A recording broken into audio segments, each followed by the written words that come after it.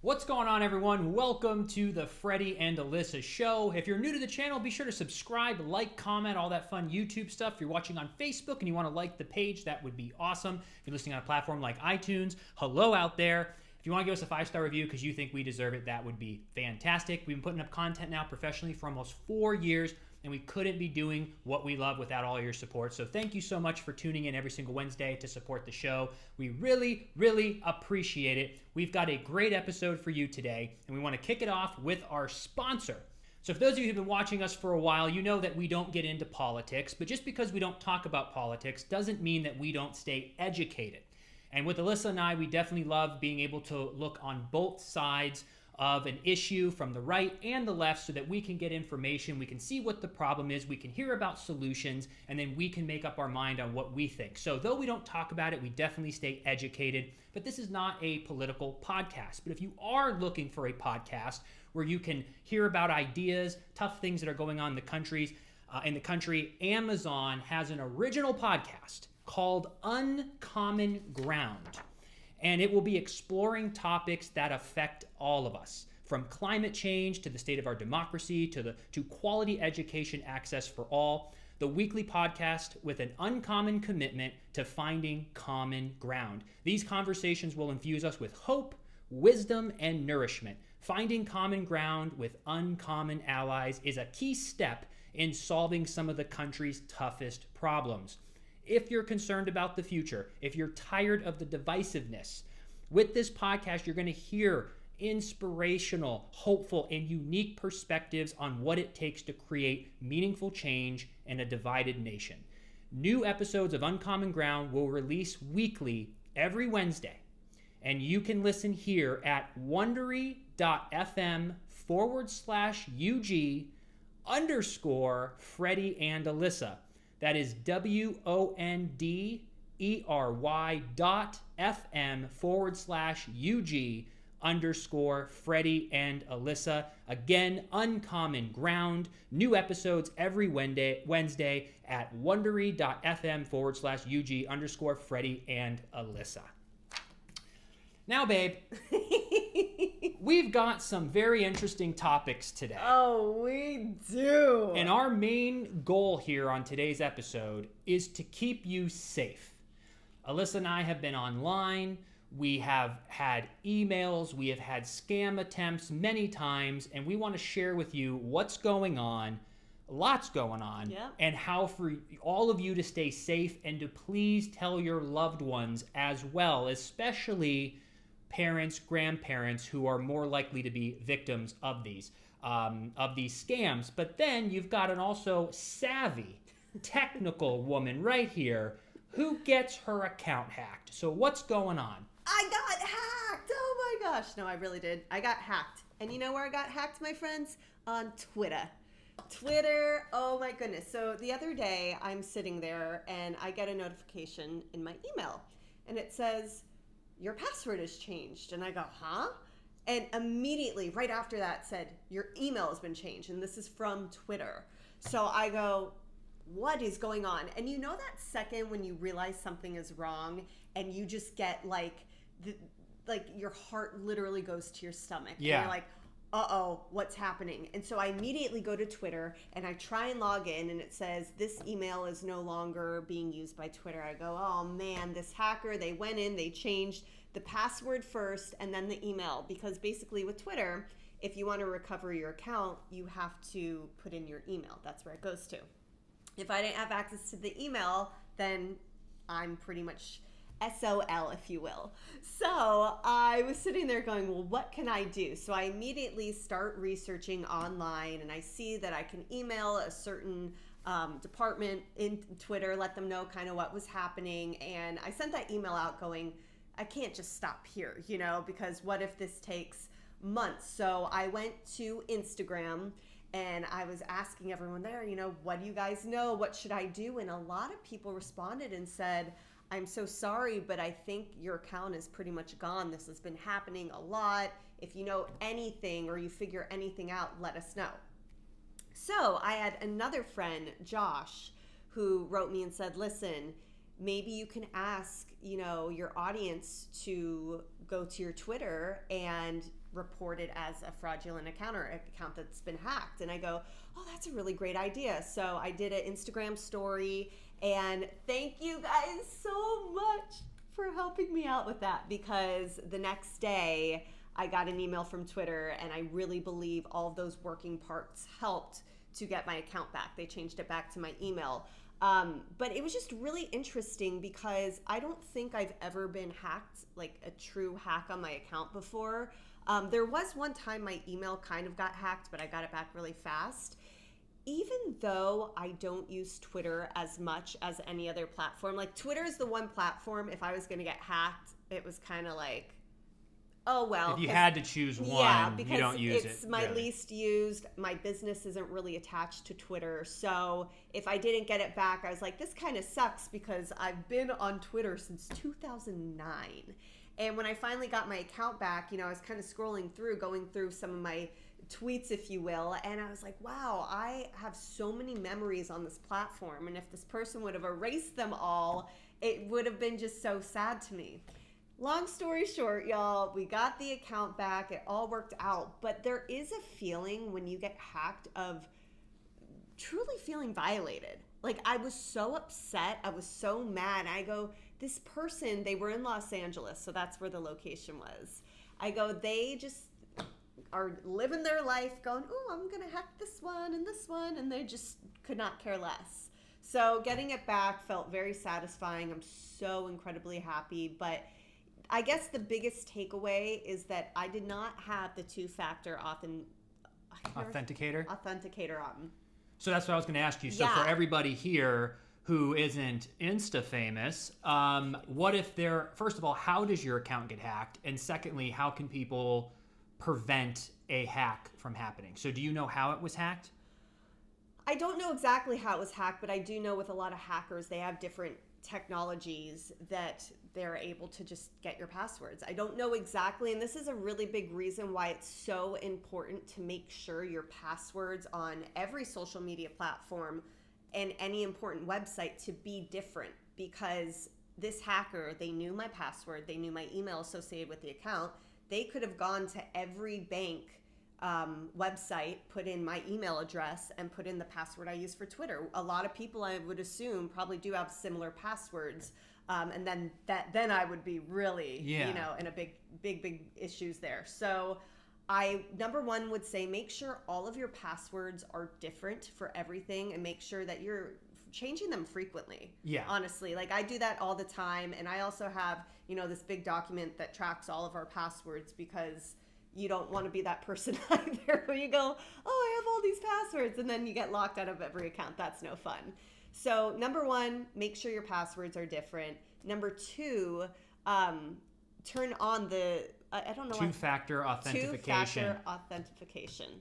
Which is... You explain that. Yeah, and on TikTok, Instagram, Twitter, Google, many websites now, there's two ways to do this. Number one, you can download an authenticator app, Google Authenticator, which means if someone's trying to log into your Twitter, your probably banks as well, I can only assume, but with all these different websites, you have to click on the app on your phone, and then there's like a 15-second timer where they give you a 6-digit code. So unless the hacker also has your phone and can get the authenticator number within 15 seconds, then they can change it. But the only thing that I don't use, the reason I don't use that is that if you lose your phone, then it's like an extra process. So what I like to do, and all these apps allow it, is you can do a two-factor authenticator with your cell phone where you get a text message. So this way, if someone gets your username and password, they can't change it without sending a text message to your cell phone where you get a 6-digit code. So unless the hacker in LA or in some other country or wherever they're at has your information and has your cell phone and gets into your cell phone and has everything there, but at that point, you've got a really big problem. 99.9% of the time, you're going to have your phone on you, someone's not going to have it, and nothing can be hacked with that two authentication. So go into your settings or Google how to do that, but this way you can protect your account.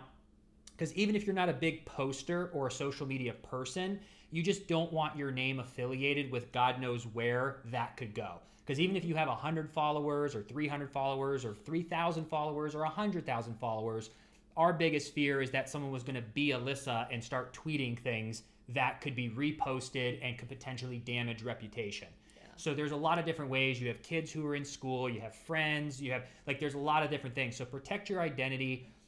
We're taking the extra steps now. I want to make sure I have everything written down, having different passwords. And even if you have a notebook, I used to be scared that what if someone finds my notebook? But it's like, we have a better chance these days of being hacked digitally than someone breaking into our house, finding a hidden journal on page 72 with our passwords on it. And if that ever happened, then you could, So I just think being safe.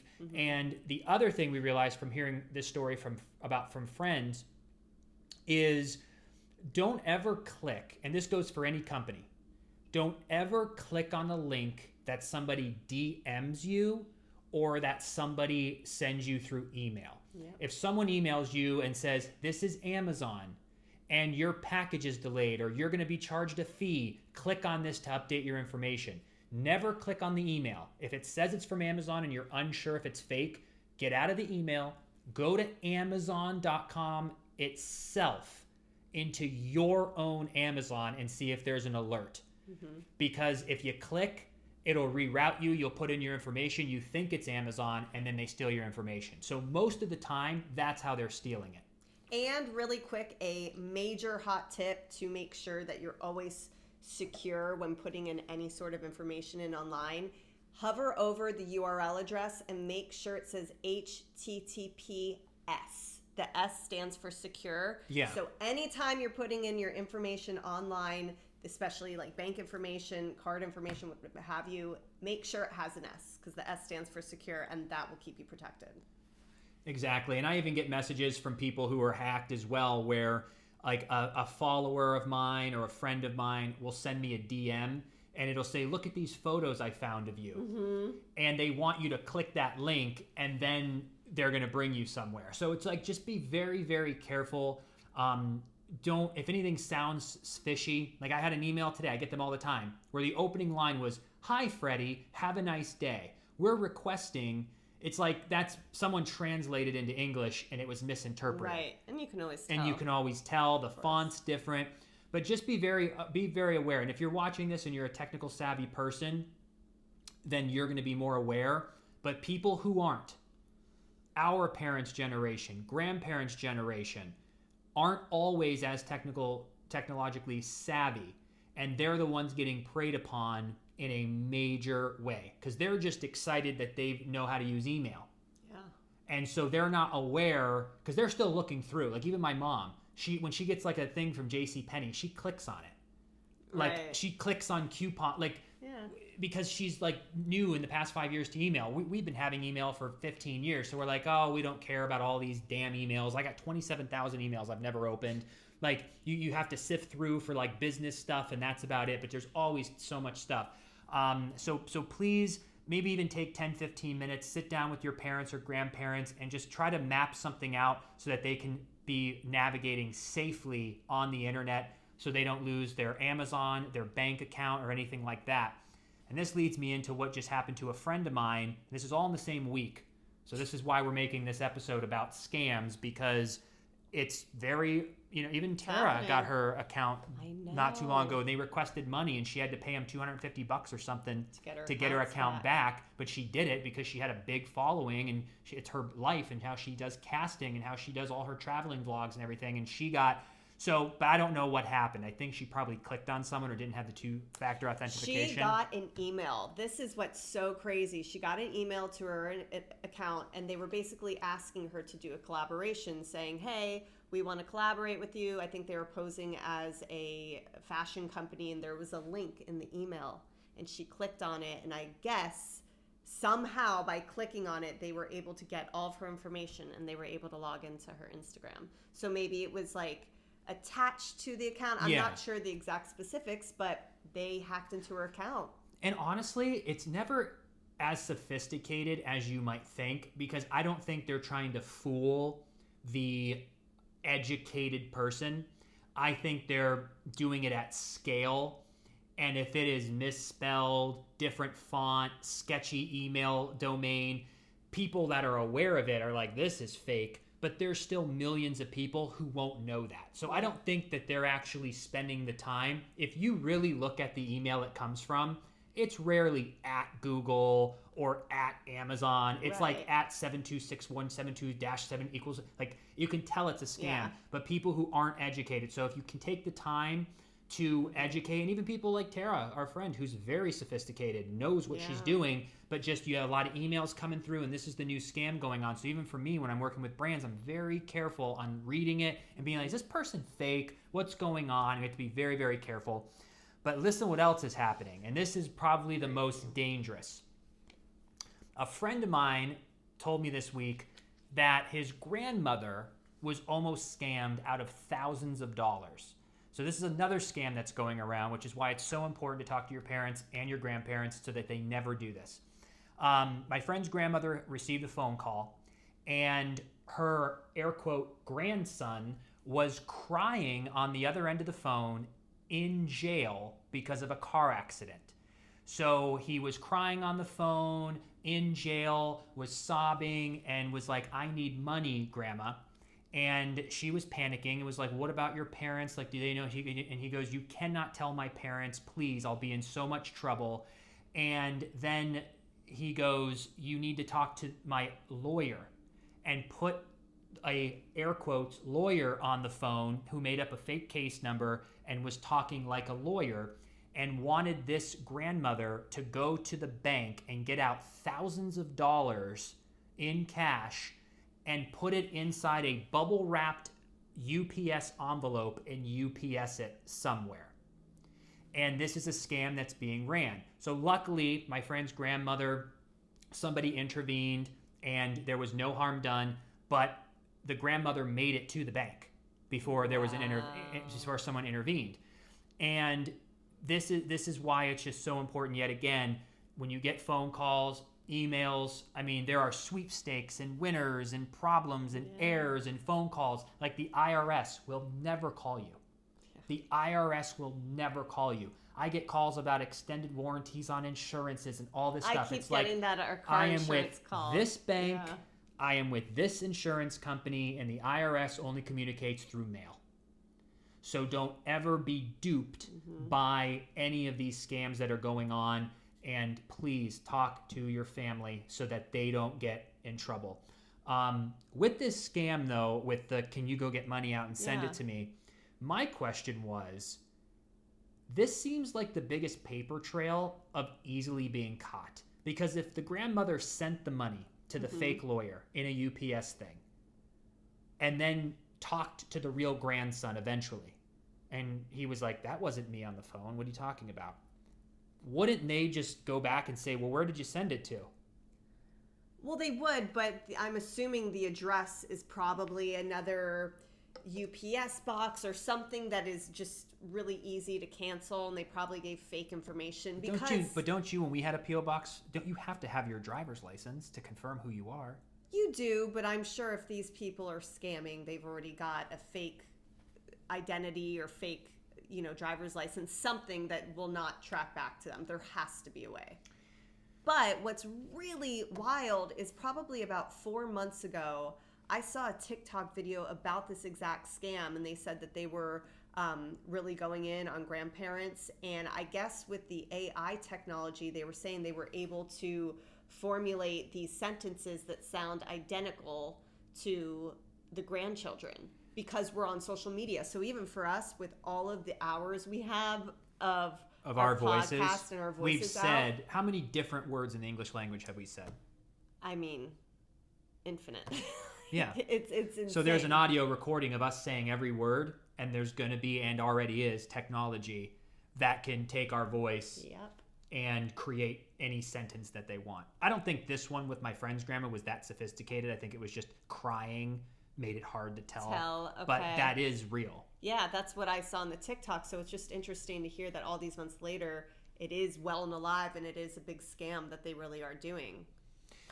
Well, that's going to be the problem of our future, and they're already working on technologies to mitigate this. But not only are AI, artificial intelligence, going to be able to, because basically if somebody just took the link of all 200 podcasts that we've done and put it through a system, it would instantly be able to know every word that I said and every word that you've said. Yep. And then they could go and type their own message, and then it would just come out in my voice.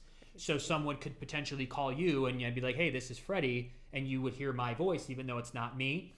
And then the scarier level of this is that people have technologies, the same exact thing through artificial intelligence, yet again, because we're on camera so much, could take, even with me on the show all those years, take a different angle and photo, probably tens of thousands of different still images of my face, and it could know when I'm mad, what my mouth does, and they can make a computer-generated face to put over somebody, and then it would look like it's me on camera, and you wouldn't be able to tell. If you want to know what I'm talking about, type in on YouTube deep fakes, or go to TikTok and go Tom Cruise deep fake. And there's somebody who's doing it, but they say it's a deep fake. They're not trying to scam anyone, but they're showing you how wild this technology is. So the question in 5 years, 10 years is going to be, how are we going to know when we see a video clip on the internet if people are going to be able to manipulate anyone to say or look to do anything? So there's going to be a different form of communication, which I believe is going to be through secure phone numbers that we know is us, or through secure accounts, where if you don't see a message or video on my verified Instagram, then you won't know if it's actually true. So people are going to have to start going to official verified accounts to see what's really true, because people will just make fake stuff all the time. Have you ever heard about that famous AI influencer on Instagram? Mm-mm. Oh my goodness, I have to look up more about this, but basically it's not a real person. Someone created this influencer all through AI, and it's all fake, but it looks like a real person. And everyone knows that it's fake. Let me just see if I can see. Yeah, while you're looking that up, that's the everyone's kind of demonizing artificial intelligence that's coming down the pipeline, because there are scary factors, but there's going to be wonderful benefits. It's kind of like social media. There's negatives, but to me, there's way more positives, and that's what artificial intelligence is going to do too, because it's going to be able to create things, and they're already making drawings and art pieces. Like, artificial intelligence is beyond what we could ever even conceive when it comes to intelligence. That's why if you Google something, like if you Google, bread, and within an instant, it'll say Google found 1.8 million articles on bread within 1 second. A human could never research and find even 10 articles in bread in a library or somewhere else. But that's how fast technology is, and how fast AI is going to learn. This is crazy. Yeah, what's this? Okay, so there are actually quite a few AI influencers that are out there. And so when discussing the best AI influencers to follow, we would remiss not to include Little Michaela, one of the world's most famous CGI influencers to date. Like many of today's social media influencers, Michaela sports designer clothing while carefully framing her social media snapshots and cleverly articulating her captions. She's an advocate for social change and currently has 1.9 million followers on her Instagram account. Little Michaela has partnered with iconic fashion brands like Prada for Milan Fashion Week. She's even released a few songs on Spotify. Quite the resume for a CGI model from Downey, California, who first launched her Instagram profile in 2016. Michaela is a computer-generated image created by a Los Angeles-based startup called Brood, a company that specializes in artificial intelligence and robotics. But outside of their expertise in robotics, they also have a flair of the dramatic. Last year, Michaela's Instagram was apparently hacked, funny, by an AI influencer named Bermuda, another Brood creation of rising online prominence. However, it was soon discovered that Brood had faked the hack on Michaela's page in order to generate media coverage. While some may see this as an unsavory approach, others may see it differently, and rightfully so, because it worked. One Brood investor acknowledged that the company had used conflict to introduce new characters, same as the Kardashians always have. Oh my God. Y'all, it's gonna be wild in 10 years. This is just a computer generated algorithm that is probably looking at the top influencers on social media, comparing all the different quotes, how they talk, habits, what they everything. do, their body language in the photos, Yep. and then they're computer generating that same image. Yep. So I'm gonna have to follow that account just to see it. But these are just like interesting things to be aware of because, I think technology is growing so fast, but we're so used to it now that we're like, whatever. And it's going to get even quicker. Even crazier. But what's insane is this company, they're the ones creating these characters, just like a studio would create, content for you to watch movies. And they're faking hacks and they're starting all this drama because it's entertainment. That's wild, man. Well, and then here's another piece of news, which I didn't dig into too much because I didn't think we were going to talk about it today, but I kind of have to mention it now that we've gotten into this. Yeah. So whether this is true or not, I have to verify that Facebook may be rebranding and changing its name. I don't think so, but I feel like it's going to be like how there's companies that merge. Yeah. So I think it's going to be called like Facebook Metaverse because essentially what Facebook and Mark Zuckerberg has said this, that they want to move away from being just a social media platform and they want to be, I guess, one of the first to have a metaverse, which is this future we've all been hearing about, seeing in movies where you put on your goggles and you're living inside a fake world that every individual person can create. And it kind of just seems like how Elon Musk even said it. We're kind of already living inside of a fake world because we're not having goggles, but what's the difference between just looking at our cell phone and looking at like what you're doing right now? Like you kind of feel like you're here with us and we're living inside, looking at people, seeing this, following who we want to follow, following the restaurants we want to follow. And what's going to happen is that we're eventually going to be able to put these goggles on and you're going to be able to come into our virtual world that we've created and sit down and watch us live, except you're at home, we're at home, but it feels like we're all here together like a Zoom, but more immersive. And there's going to be an endless opportunity for people to create a world of their own, just like we create an experience. When you come to our podcast or you come to our Instagram, you kind of know, if you've been following us, what to expect. Right. So if we created our own world when the technology is there, you're going to go, oh, like what's Freddie and Alyssa, did like a theater and we can go and sit in this like theater and watch like a podcast. But what I'm really excited about is how people are going to start being able to buy digital assets like a restaurant so that we could say, hey everyone, I know we've all wanted to meet. Why don't we all go meet at Mark Cuban's new virtual restaurant? And I got us tickets. They're only letting 100 people in and you have to pay for tickets for all of us to be able to meet at Mark Cuban's restaurant. But then we get to tell all our friends that we were at Mark Cuban's restaurant. Now, granted, we don't get to eat the food, so maybe a restaurant's a bad example, but there's going to be exclusivity. There's going to be caps on how many people can go. What if the food is like delivered to your house and you are able to sit and eat in the fake AI world? There like you just don't know. That's crazy. Yeah, so this is just something that I'm very interested in, of just like how much time we're actually going to be spending inside this metaverse that people are going to be able to generate and create, and how you can kind of be anybody that you want to be. And but that's why digital currencies will be big in the future too, because everything's going to be immersed inside this. And that is why NFTs are also very big, because you're going to want to participate in the art or in these restaurants. Well, what I was going to say is I feel the first step into this metaverse, if you will, is what Facebook is rolling out very soon. They've partnered up with Ray-Ban sunglasses, and they are doing something where you put them on, but it's connected to your stories. So you know how on Instagram when we do a story, it's generally from the point of view of, hey, our camera is capturing this. Well, what if you could see a story from our point of view?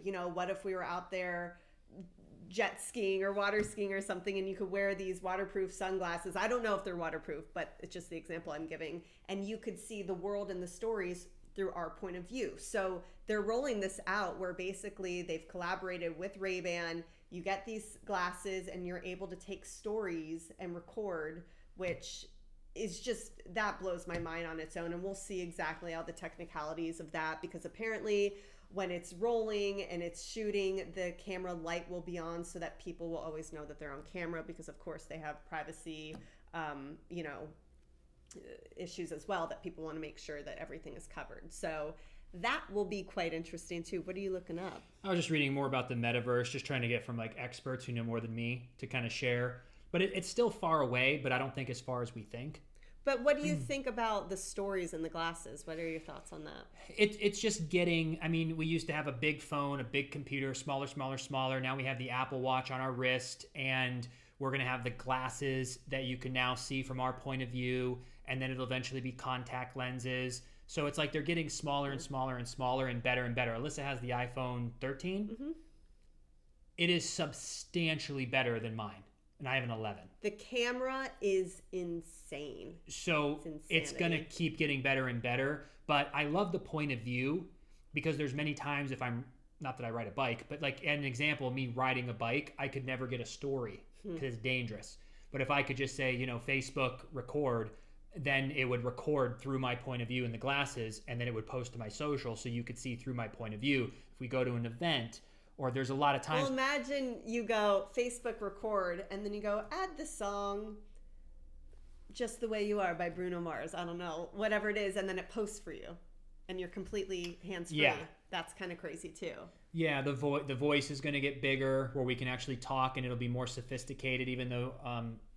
Siri does a very good job, or Alexa I can say, because we don't have that, does a really good job, but it'll even get better and better and better and better. So yeah, I mean it's just very, very exciting, and I'm curious like how it's all going to play out, and I know. And we're just interested because we're still young, and I like this stuff, and you never know, in 20 years we'll probably have an opportunity to invest or do something one day. I'd love to be involved in some capacity. Who knows? Maybe sooner. Like, who knows?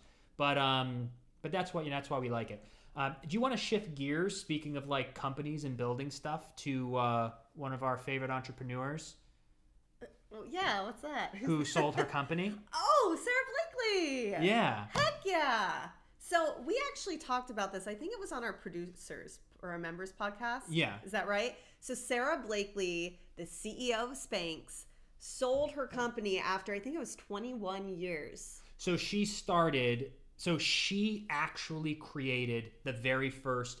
So explain this to me. So Spanx are not like these yoga shorts that's everywhere, or is that a technology or a brand? Spanx is the most incredible technology for women, which holds your body in the most sensational way. So they do have leggings, but it's Spanx leggings. So when you pull them on, they hold everything and suck it in and make it look But originally, 21 years ago, no one had ever thought of or had a Spanx product that you'd put on to suck everything in. Correct. So for anyone who doesn't know, the original Spanx, if you will, is you step into it kind of like pantyhose, but it holds...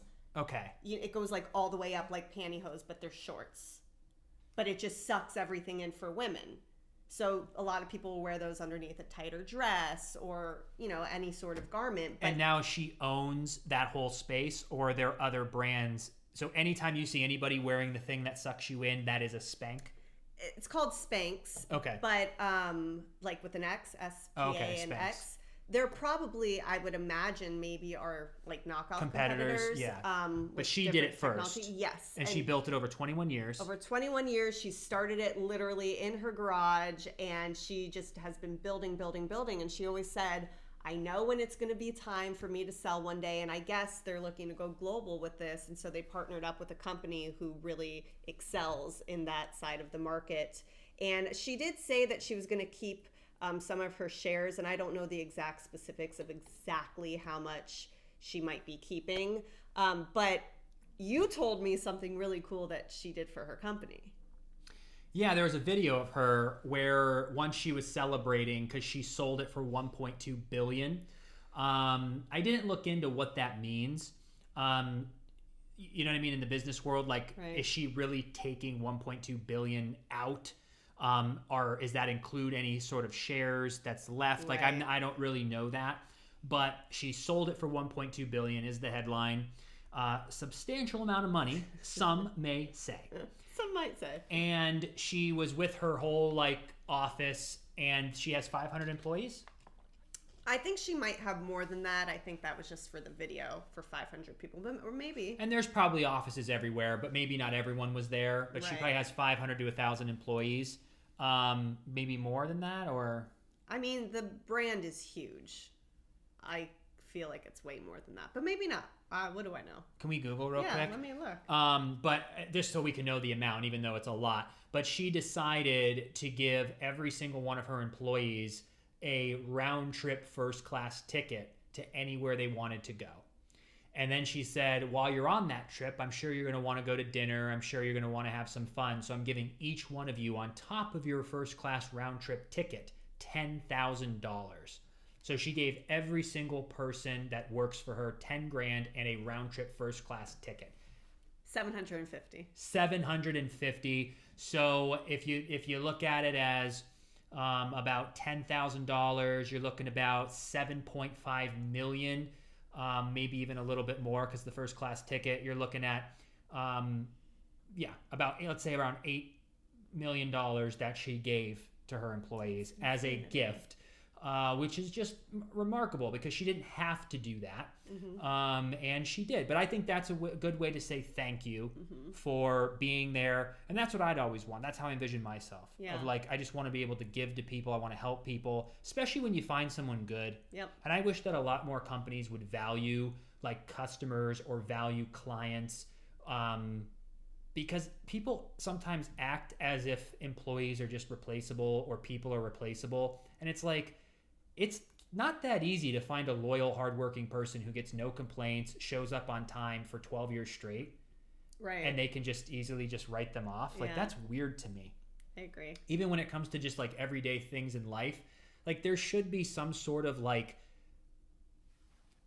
bond when it comes to somebody who's been in a building for 7 years, has never had a noise complaint, pays rent on time.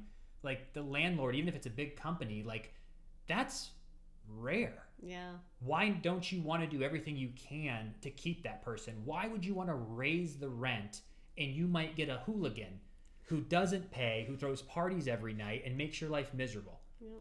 So I think if you have a great employee, a great friend, a great partner, you should treat them with respect, because we don't, unfortunately, just find amazing, like-minded people in every scenario and every day. Right. So when you do find someone, take care of them.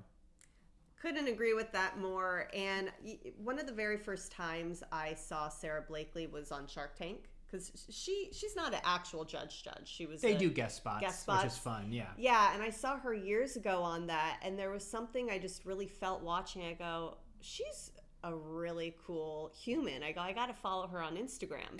So I found her Instagram and I started learning her story, and she was so into her business that I don't think she met her husband until I think like her late 30s. And he is another phenomenal human too. I mean, didn't he do a 100-mile race? He's into all of that. He's built big companies, and like they're both very, very successful. Remarkable humans. And then they went on to have 4 kids, and they both have just all these like just crazy awesome human beings who obviously are a really good fit for each other, and they continue to work off of each other and grow and inspire and just be overall great humans, and I love to see that. So even on that end, I've been following her for a long time on Instagram, and I just always love her vibe and her energy and just what she puts out into the world. So when I saw that video that you were talking about, I was like, of course she did this.